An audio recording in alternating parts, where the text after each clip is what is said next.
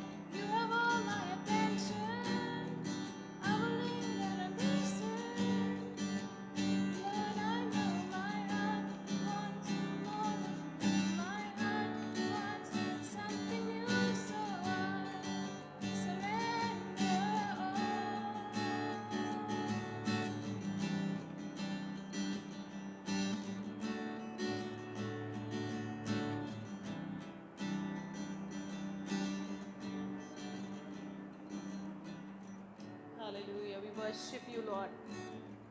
We give you glory and honor and power and strength. And this morning, Lord, we desire nothing more than to know you and know you deeper. Take us, Lord, deeper into you. Would you close your eyes and lift your hands with me, my friends? We are here in the presence of the Almighty God, the creator of heaven and earth, the lover of our soul, and in whom we live, we move, we breathe. He alone is God. His name is Jesus. As we sang, Lord, the greatest desire is to know you deeper, oh God. And this morning we worship you, God. We worship you. May your Spirit fall on us this morning. God, we want to know you deeper. Lord, come and be enthroned in our midst this morning, oh God. We invite you, Jesus. We invite you, Lord. May your Spirit touch us this morning. Speak to us, refresh us. We know only you can do that, Lord. Jesus, we give you glory. We give you power. We give you honor. We give you strength. We give you all worthy, oh God. Hallelujah. Because you're worthy, Jesus, to receive all our praises. And this morning, God, as we look to you, pray that you'll speak to us through your word. We know that your word is powerful and active, sharper than any two-edged sword. And I pray this morning that you will be faithful in your word to us. Speak to us, Lord. Here we are. Here we are, oh God. Speak to us. Thank you. We praise your name. In Jesus' name we pray. Bring greetings from Divyashray Varanasi. For all those people who are joining us live this morning, a very good morning. And for all those who are here in Divyashray, I want to welcome you for our English service. God is good. Hallelujah. God is good all the time. Hallelujah. We know that He is good and always He is good. There was a girl in a church. All her prayers, every time she prayed, she used to pray only for herself. Sunil, every time she prayed, she used to pray only for herself. So when the pastor used to listen to her prayers, he used to think, what will make this girl pray for others? So one Sunday he came to the church and he preached a fiery sermon on how God blesses us when we pray for others. And he expected this girl will change, because that was a powerful sermon and many people came forward and they said, yes, let's stop praying for ourselves and we need to pray for others. And the next Sunday, when the pastor walked into the church, he found the girl there kneeling and crying and praying. And he was so happy. He thought, now this girl has learned to pray not for herself but for others. You know what she was praying? As he went near to her to listen what she was praying, God, I pray that my mother will have a handsome son-in-law. Give her a handsome son-in-law. Give her a handsome son-in-law. Many of us in our Christian lives are like that. Yes, we have changed some of our things, but the important that we need to change in our lives remains the same. And I hope as we read from God's word and meditate on it this morning, we will not be like this girl. We will change. Hallelujah. Hallelujah. Would you turn your Bibles with me to Hebrews chapter 11 and verse 6. Hebrews chapter 11 and verse 6. This is the chapter of faith, the hall of fame for all the faithful of the Lord. And as we read from this verse, I pray that God will speak to each of us this morning. Because our God is a living God. He is a God who speaks to all of us in spite of our condition, in spite of our abilities and little knowledge and understanding the wholeness of God. He speaks to us. And He is true to His word. He says whenever we read His word, whenever we try to listen to Him, we will hear his voice. Hallelujah. And as we are in a journey of knowing God, as we began our services last year, English services, we are meditating on who God really is. Because to have faith in God, to know God who really, as he is, helps us in all our situations. Many people say that if you have miracles, when you have healings, when you have astounding miracles, when our prayers are answered, our faith is built. But sadly, when you see in the Bible, this book is a proof that miracles does not necessarily increase our faith. Because the people of Israel, when God brought them out of Egypt, what not God did for them? He parted the Red Sea. He gave the food of the angels. He showered manna on them. That was a miracle. He provided water from the rock. That was a miracle. For 40 years, neither their clothes were worn out, neither their slippers were worn out. That was a miracle. And God kept them. But in spite of all the miracles that they saw, we know none of them were able to go into the promised land. Because miracles does not necessarily increase our faith. Yes, we need miracles. Yes, we need God to answer our prayers. Yes, we need God, a touch of God. But what is it that really keeps us going in our walk with God? What is it that will keep us in spite of all the problems, all the storms and difficulties that we face in our lives? Because in our churches, as we look around, we see people who have had great miracles in their lives. God had answered their prayers, healed them, set them free. After a few years, they go back again to their old life. They no more worship the Lord. They are in their own ways. So the big question is, what is it that really will make us grow in the Lord? Have this faith, the kind of faith the Bible talks about in chapter 11 of the book of Hebrews. Let's read from verse 6. It says, "And without faith it is impossible to please God, because anyone who comes to him must believe that he exists and that he rewards those who earnestly seek him." Shall we look to the Lord in prayer? Lord, we are so thankful to you that you are a God who is a God of faith. You love when we come to you in faith, oh God. And this morning, I pray that you'll speak to us from your word. In Jesus' name we pray. Amen. The writer of Hebrews says, God will reward those who earnestly seek him. I want to talk to you this morning about the reward. What is the reward a Christian gets when he seeks diligently? Because the word says, when we seek the Lord with all our heart, diligent is with all our heart, with all our mind, with all our strength. As Moses told the people of Israel in Deuteronomy chapter 6 and verse 5, seek him with all your heart, with all your mind, love him with all your heart. And here the Bible says, when you seek him diligently, he will reward. The Greek word the Hebrew writer uses there is mistos.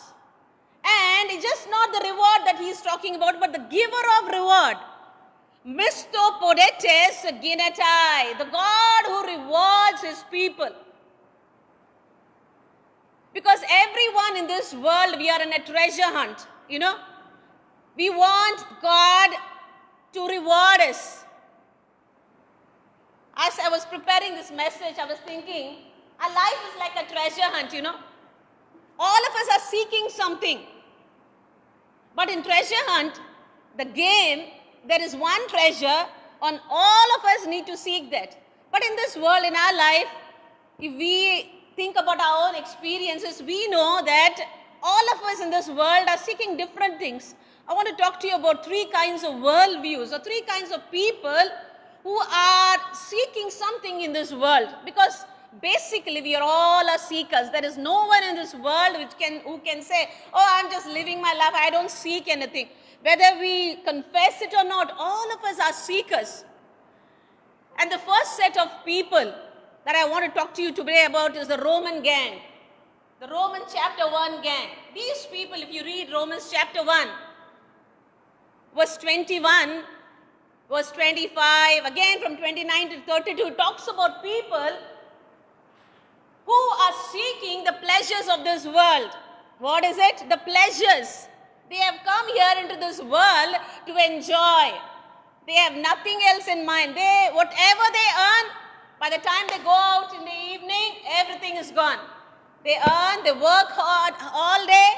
By the time they reach their home, their pocket is empty. By the time they reach the 31st of every month, their pocket is empty. Why? Because they are living in this world to enjoy. They want to enjoy the pleasures of this world. They are seeking after the pleasures. And Proverbs, if you read the book, it says, these people, they are called foolish, wicked, and evil. And if you read Proverbs chapter 11 and verse 27, it says, evil comes to him, those who seek it, those who look for it. And this is a rule, my friends. Whatever you are looking for in this world, it will find you. Whatever you are looking for in this world, you will get it. Because the Bible says, the evil look for evil and they find it. Hallelujah. They look for evil and they find it. In Ecclesiastes chapter 11 and verse 9. If you please turn your Bibles to Ecclesiastes chapter 11 and verse 9. It says, be happy, young man. Solomon is not just talking to young people who are young in their age. But some people are very young at heart. They are just here to enjoy this world, enjoy the pleasures of this world. And it says, be happy, young man, while you are young. And let your heart give you joy in all the days of your youth. Follow the ways of your heart. Do whatever you want. Follow the ways of your heart. Wherever the heart leads you, just go. Do whatever your heart says. And whatever your eyes see. That this is the generation not only of Solomon in that time, but it's our generation today also. This is generation after generation. People say we are becoming worse. But when you read the Bible, you say they were just the same. You say seek out all that your heart desires and all that your eyes want to see. But know, for all these things, God will bring you to judgment. For all those who are seeking pleasure in this world, for all those people, the Roman chapter 1 gang, we need to know that whatever we do in this world, whatever we are seeking, it will get to us. When we are into pleasure, when we are into evil, when we are into people's lives to destroy their lives, remember always there is a rule. Whatever you sow, you will reap. Whatever you seek, it will find you. In chapter 1 of Romans, in verse 18, it says, the wrath of God is upon all those people who live their lives as if there is no God. For them, it is who they are. They are their own gods. They live to please themselves. These are the kind of people, the first group that we want to talk to you about. The second group of people, yes, they are people with 50-50. We all know. We have a biscuit called 50-50 in India, a cracker. It is sweet and it is salty. You have both the taste. There are some biscuits that are only sweet. There are some biscuits that are only salty. But this 50-50 is a unique thing. It is salt as well as sweet. Some people live their life like that. We have 2 eyes. All of you have 2 eyes? You have 3 eyes. Anybody has 3 eyes? Sunil? 2 eyes. Yes, we have 2 eyes. But can you see 2 things in 2 eyes? Have you ever tried? Can you see 2 things you have 2 eyes? Can you see 2 things? No. That is how God has created us. We have 2 eyes, but we can only focus on one thing. If you try it, we know that our eyes will become different from what they are now. God has designed man that we cannot seek different things. Some people are 50-50 Christians. They have 50% they want to look to the Lord. They want to seek the Lord. 50% they want to be in the world, enjoy the pleasures of this world. Yes, they are walking in the road to seeking God, and again they are walking in the road to find the pleasures. They want to balance their life. Yes, we know the Lord, we love the Lord, we read the word, we go to church. But yes, this is also good. We go to parties, we enjoy a little bit of pleasure. This is 50-50 life. There was a person like that who was this 50-50 Christian. His name was Demas. And in 2 Timothy chapter 4 and verse 10, Paul says, this Demas, who was seeking God, but not with all his heart. He was seeking God, but he had one leg in the pleasures of the world. He had one leg in the kingdom of God, and in the one leg, he had it in the world. Many of us, sometimes we think that is okay. We go to church when? Christmas, Easter and Good Friday. Or the first Sunday. In Divya Ashram, if you come, you find a lot of people on the first Sunday. Why? First Sunday is big celebration. We have puri and sabji, and we have the Lord's table. Whole month they are out. But the first Sunday they become spiritual Christians. They come to the church. These people are 50-50 Christians. What happens to them? The Bible says, if you read 1 Timothy and chapter 4 and verse 10, this Demas was a person like that. And Paul, when writing to Timothy, he says, 2 Timothy chapter 4 and verse 10, it says, Demas, do you know your best? Demas, because he loved this world, has deserted me and has gone to Thessalonica. He has deserted me. He has deserted Paul. He has deserted the work of God. He has deserted the work that God had chosen him to be, and he has gone into the world. Sometimes we think it is okay to balance our Christian life with our worldly lives. We are seeking God. We are seeking pleasure also. We want to do this in the presence of God. We want to do that also in the presence of the world. We want to enjoy with our friends in our church.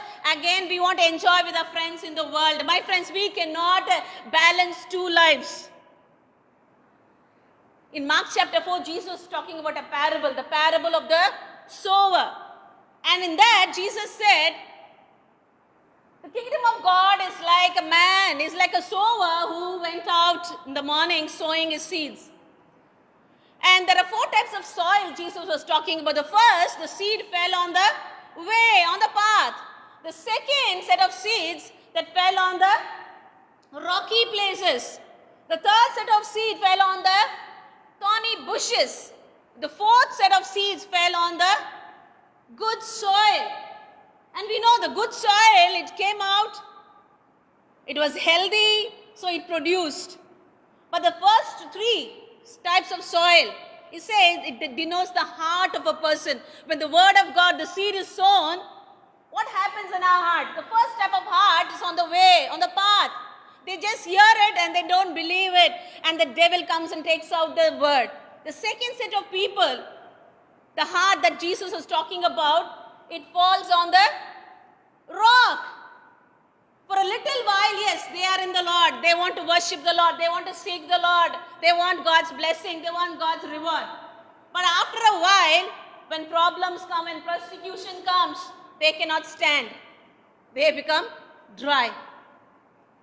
The third set of people, they are the Roman gang. The third set of people, the 50-50 people, they listen to the word, they accept the word, they enjoy God's blessings, but there is a word there in Mark chapter 4, it says, the deceitfulness of wealth. Look at me here. Don't look at people when they come. It says the deceitfulness of wealth. See on? It says the deceitfulness of wealth choked them and destroyed. These are 50-50 people. Yes, they are listening to the word, but the deceitfulness of wealth, they are attracted towards the world. And the Bible says we will not get any reward from God if our lives are like that. And the third kind of people whom God wants and God wants reward is those people who earnestly seek Him. And when you read the chapter 11 in Hebrews, it talks about people who have earnestly sought the Lord and God rewarded them. I want you to turn to Isaiah 55. and verses 1 and 2. There is one person I want to focus this morning as we close. I have another 10 minutes. It says, "Come, all who are thirsty, come to the waters."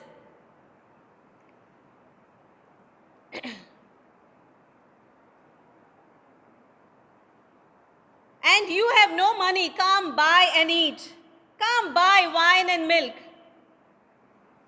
without money and without cost. Why spend money on what is not bread, and your labor on what does not satisfy? Listen to me and eat what is good, and your soul will delight in the richest of fares. Give ear to me and come to me. Hear me, that your soul may live." Hear. God said, "Hear to me." The only qualification that God wants from us to seek God is to hear God. And one person, the Bible says, who heard God and followed him, even if he didn't know what he was going to do or where he was going, his name was Abraham. He says, God called him, he said, "Abraham, follow me. Leave your family, leave everything, leave the world, leave the pleasures, leave your ambitions, follow me." And the Bible says, he left everything. He heard God. He did not see God, mind you. He did not see great miracles happening. He did not see Isaac.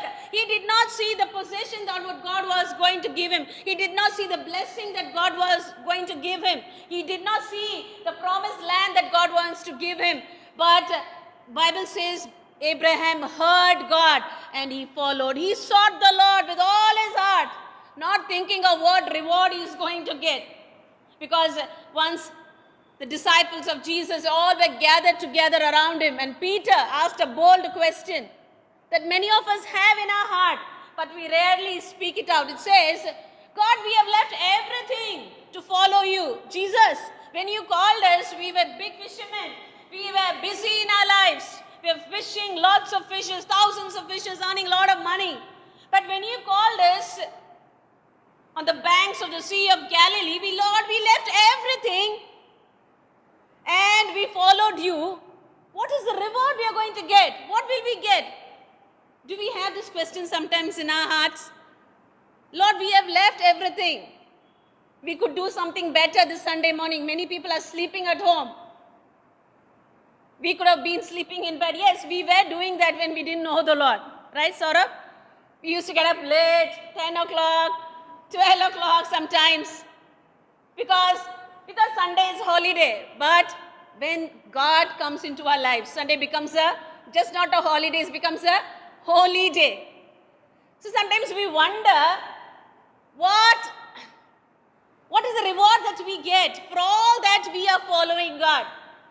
If you look at the life of Abraham, Abraham got everything.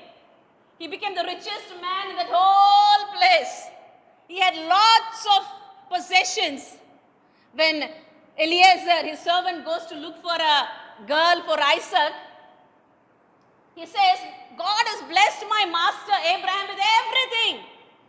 There is no need in his life. He has a beautiful house, he has big cars, he has a lot of bank balance, he has lots of possessions." But Abraham knew that was not the reward that God gives to those people who follow him. What is the reward that God gives to those who seek him? Those who seek him with all their heart. It says in Genesis chapter 15. Please turn your Bibles to Genesis chapter 15 and verse 1. The first book of the Bible, Genesis chapter 15 and verse 1. It says, "After this, the word of the Lord came to Abram in a vision. 'Do not be afraid, Abram. I am your shield, your very great reward.'" Hallelujah. I am your shield and your very great reward. What is the reward that Abraham was going to get for all that he left? He left his home. He left his people. He left his job maybe. He left all those that was familiar. And he came to a land that he didn't know anything. What was the reward that God is going to give him? Is Isaac the reward? Because many of us think When God blesses us, that is the reward we are getting. No. It is not the blessing in your life, my friends. It is the one who is going to bless you. Hallelujah. The Bible says He is our reward. And just not our reward. It says, I am your shield and your reward. It says, great reward. He is our great reward. Hallelujah.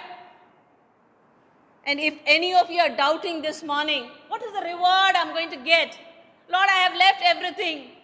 I have spent so many days in your presence when my friends are enjoying in the world. I have chosen to follow you. I have chosen to seek your face. I have chosen to come to worship you. Every Sunday I come to worship you. What is the reward I'm going to get in my life? Be assured, my friends, God's word says, He is your reward. Hallelujah. He is your reward. When we have God, you need nothing else. When you read Hebrews chapter 11, it talks about Abel.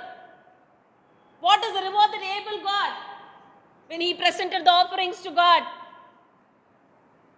A long life. Because many times we think long life is a reward for following God. But what about Abel? He was killed when he was young. His blood was shed when he was young. Not because he was wicked, but he was seeking the Lord. It talks about Enoch. Who was Enoch? It says he was walking with the Lord. When we walk with the Lord, what's the reward we get? Money, possessions, bank balance. What is the reward we get? It says Enoch walked with God all his life. He was faithful in seeking God. What is the reward that Enoch got? It says God took him to be with him. He said, Enoch, I am your reward. To Abraham, God said, I am your great reward, Abraham. Yes, I'm going to bless you with all the worldly possessions in this world. Yes, I'm going to bless you with a son. I'm going to give answers to your prayers. I'm going to do a miracle for you that has never been done in this world. But always remember the greatest reward, the exceedingly great reward, the best reward for any of us who seek the Lord is the Lord Himself. Hallelujah. Hallelujah. Shall we close our eyes and ask the Lord, Lord, we thank you that you are our reward, oh God. In spite of all the blessings that you give us, we know these blessings cannot take us into eternity. These blessings will not stay with us forever. But you, oh God, are our reward, exceedingly great reward. And we bless you this morning. We thank you, oh God, for all that you are. You are our reward, oh Jesus. It's not our possessions. Lord, it's not the blessings that we see in this worldly manner. But you, oh God, you are my reward, Jesus. And I want to thank you this morning for that. Thank you, oh God. In Jesus' name we pray.